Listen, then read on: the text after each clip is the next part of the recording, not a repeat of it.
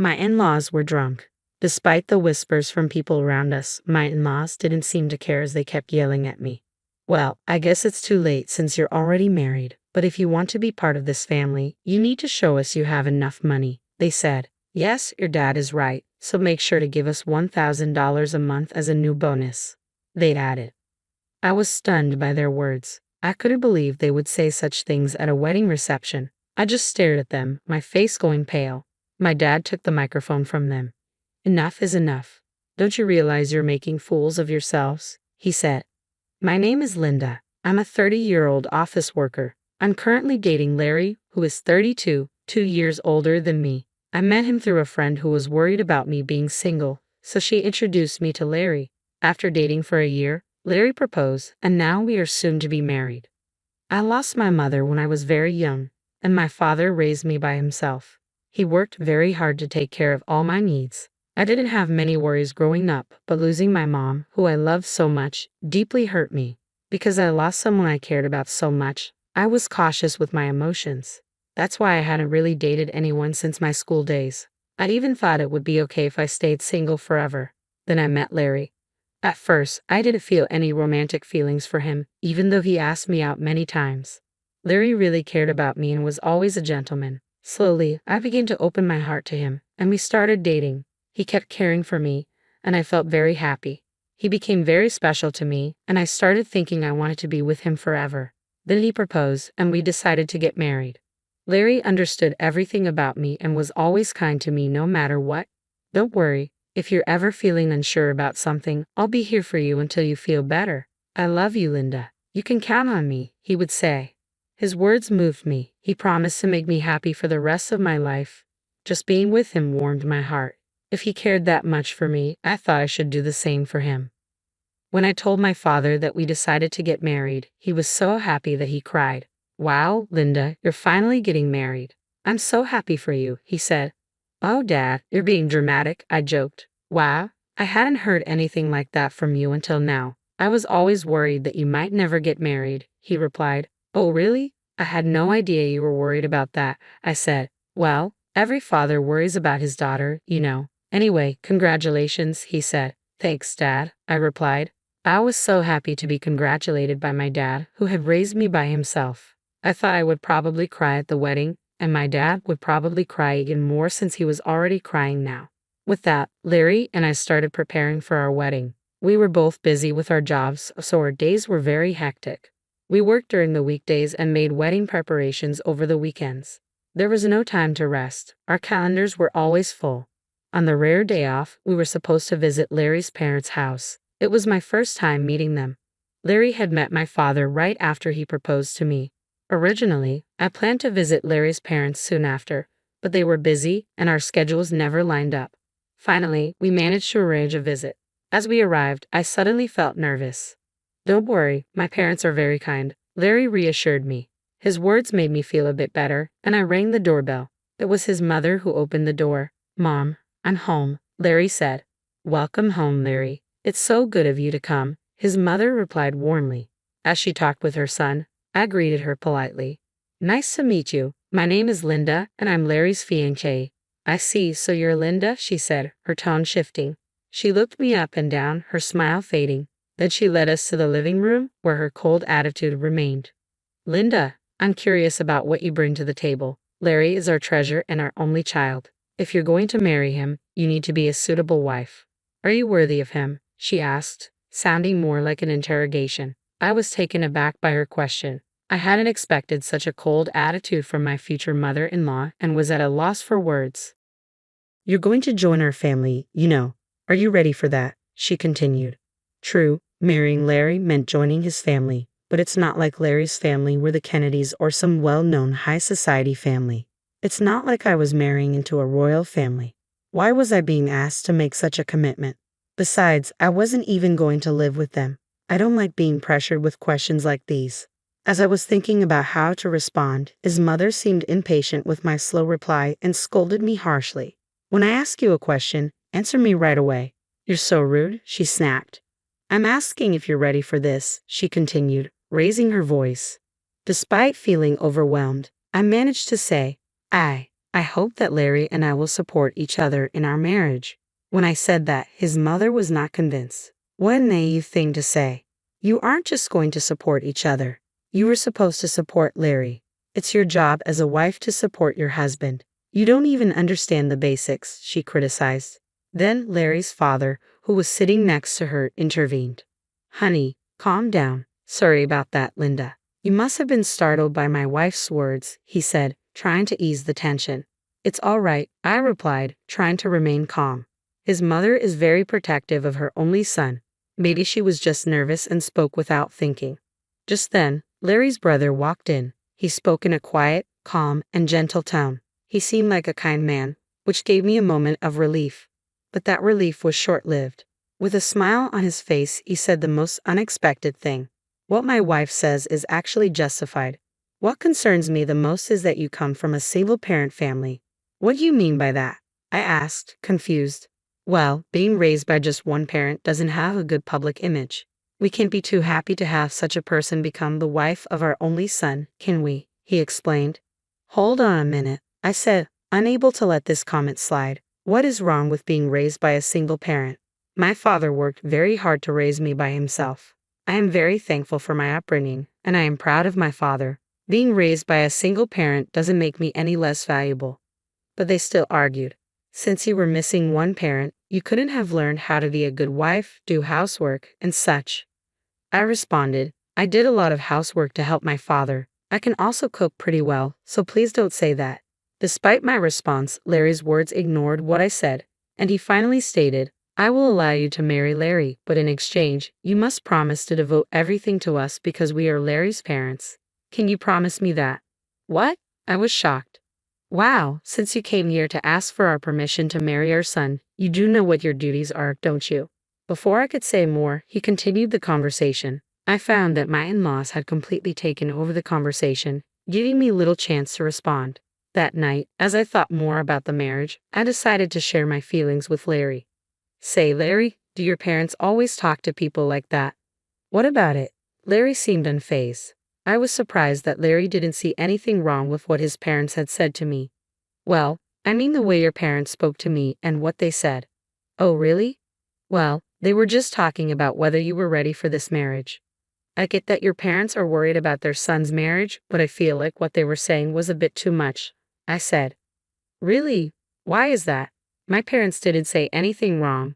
Besides, they've given us permission to get married, so don't worry about it. Larry replied.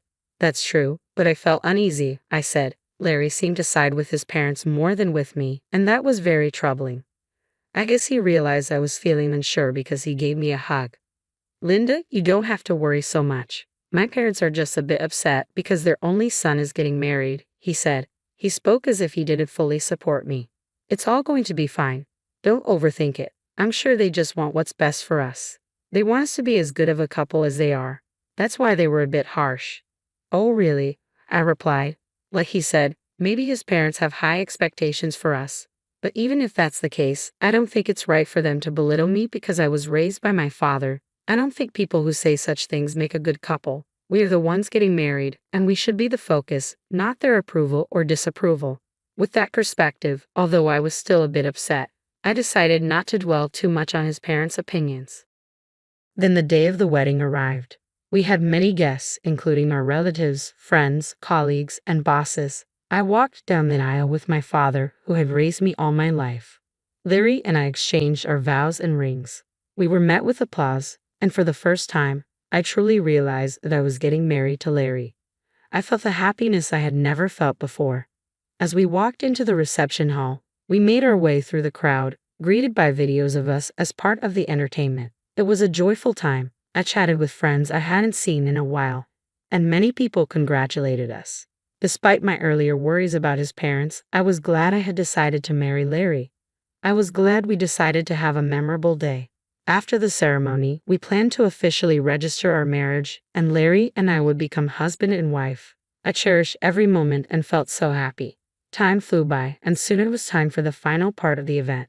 The bride and groom and both sets of parents lined up to greet the guests, but I started to feel uneasy because of Larry's parents. We were all supposed to be standing in line, but his parents were wobbly on their feet. If you looked closely, you could see that their faces were bright red. They had drunk too much. Some relatives asked if they were okay. My in-laws were clearly drunk, but we had to wrap up the ceremony and get it over with. The moderator handed the microphone to me and Larry. Suddenly, Larry's mother snatched my hand away from him and yelled at me like a professional wrestler in the middle of a challenge. Listen to me, Linda. After this wedding, you are going to devote yourself to us completely. Prepare yourself because we are going to test you really hard, she said. The guests started whispering to each other, and some even thought it was a joke and laughed. Then Larry's father grabbed the microphone. Linda, don't you feel embarrassed to wear a dress like that? It doesn't suit you at all, dear. You should tell her the truth, his mother chimed in. As expected, the whispers among the guests changed in tone. I looked at Larry, hoping he would stop his father's rude comments, but Larry said he couldn't do that and that his parents weren't doing anything wrong. It became clear he would never protect me from his parents in the future. That was the moment I realized it. I was certain of it, even as the hall buzzed around us. My in-laws were drunk and continued to insult me. Well, you're already married, but if you're going to be part of this family, you need to prove that you have enough money, they said. Yes, that's right, they continued. After you register your marriage at the city hall, you should give us a few thousand a month and your entire bonus.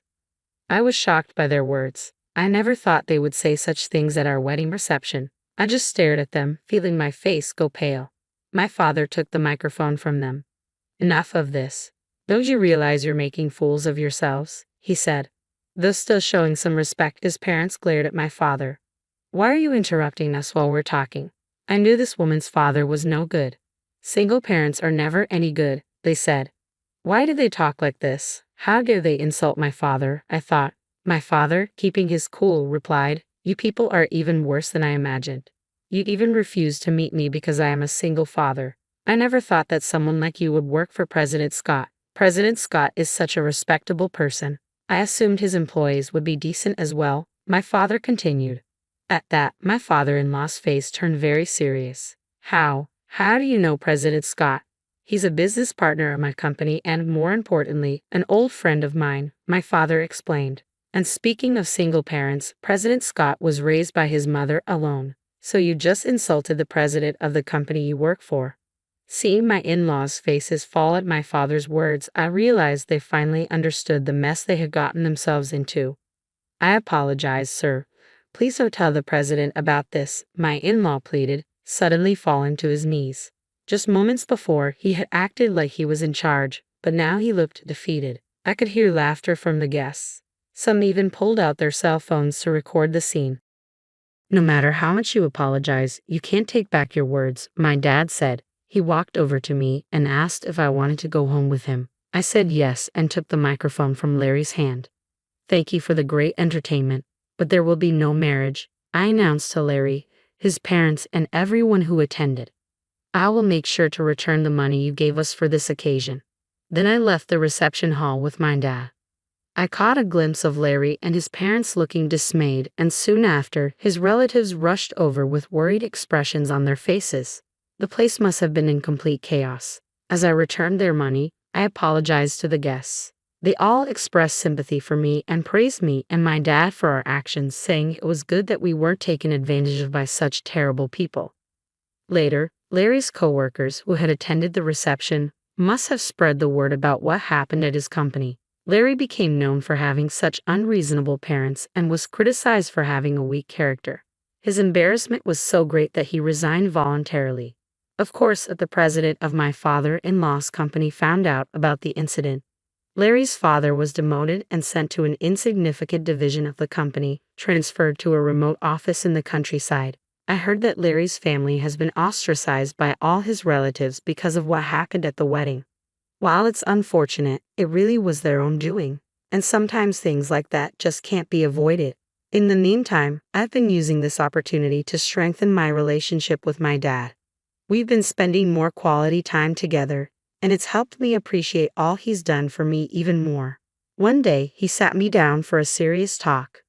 Linda, are you interested in running the business? He asked, looking at me with a mixture of hope and seriousness. Do you mean, I started, a bit unsure where he was heading with this. Why don't you work towards becoming the president of my company? he suggested. It was a big step, and he seemed to believe I was ready to take it on. I'll do my best, I promised him, feeling a mix of excitement and nervousness. I decided then to focus on stepping up my game at work rather than getting entangled in romantic relationships for now. I wanted to prove to myself and to my dad that I could excel and perhaps one day be a great leader like him. Currently, I am deeply involved in learning everything I can at my dad's company. The work is challenging but fulfilling, and I'm determined to make the most of this opportunity. Reflecting on the wedding fiasco, it's clear that Larry's in-laws were quite unreasonable, turning what should have been a beautiful event into a spectacle. Thankfully, since the marriage wasn't officially registered, Linda, myself in this scenario, was spared from a legally binding mistake. Now, free from any marital ties and with no looming in-law issues, I can focus solely on my career aspirations. It's a relief to know that out of a chaotic situation came a clear path forward for me. I look forward to what the future holds and am excited about the potential of leading the company. I wish myself all the best and hope that anyone watching this story can take something valuable from it. Thank you for staying till the end. Please consider subscribing if you enjoyed this story, and I hope to see you in the next video.